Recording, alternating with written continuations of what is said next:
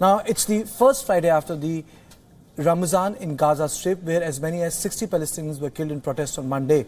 The Palestinian organizations have given a call for a massive march in memory of those killed and wounded. Meanwhile, the UN Human Rights Council has slammed Israel for the brutal crackdown in Gaza and called for an international investigation, addressing a special session of the UN Human Rights Council.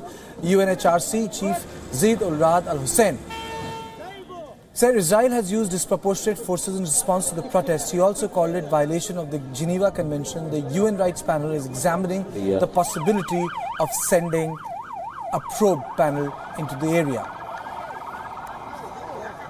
Israel, as an occupying power under international law, is obligated to protect the population of Gaza and ensure their welfare.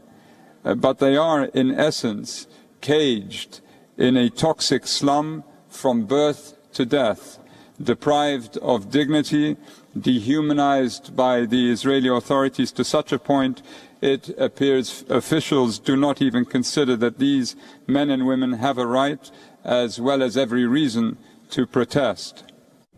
And I'm joined by my colleague, West Asia Bureau Chief Daniele Pagani from Amman in Jordan.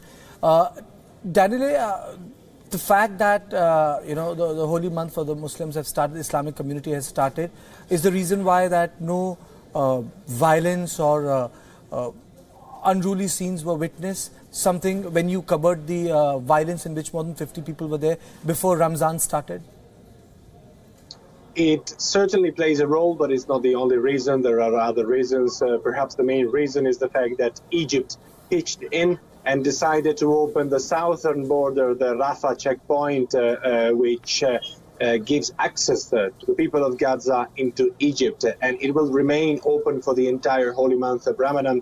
And these will give a little of relief to the Gazan people who needs medical assistance, who needs to go out to purchase and purchase goods, and also to the trucks getting in and getting out of Gaza through Egypt.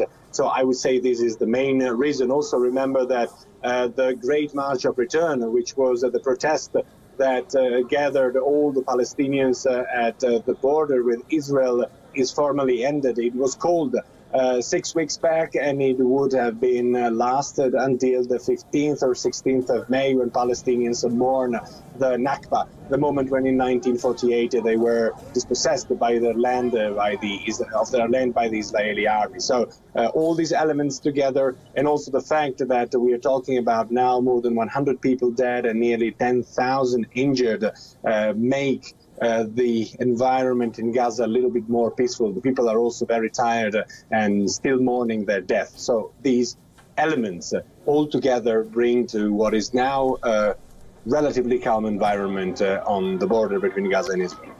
Lastly, before I let go, do you think that this, if not to use the word peace, the truce will continue for the next 40 days? It's very much likely that the truce will continue. When it comes to large demonstrations, it cannot be ruled out, although the possibility of a part of the Palestinian political scenario, maybe a more radicalized one, to decide to perpetrate military actions against Israel. When a state like Israel perpetrates such an enormous amount of violence against the people in Gaza, there is a risk of the part of the protesters not responding anymore to a call for peaceful protest or to maximum stone peltings and try to perpetrate other kind of actions like military attacks. So that cannot be ruled out. Hopefully, at least for the entire month of Ramzan, there will be a truce. It won't change the situation of Gazawi, the people in Gaza who will be anyway living in one, perhaps the largest open-air prisons in the world. Thank you.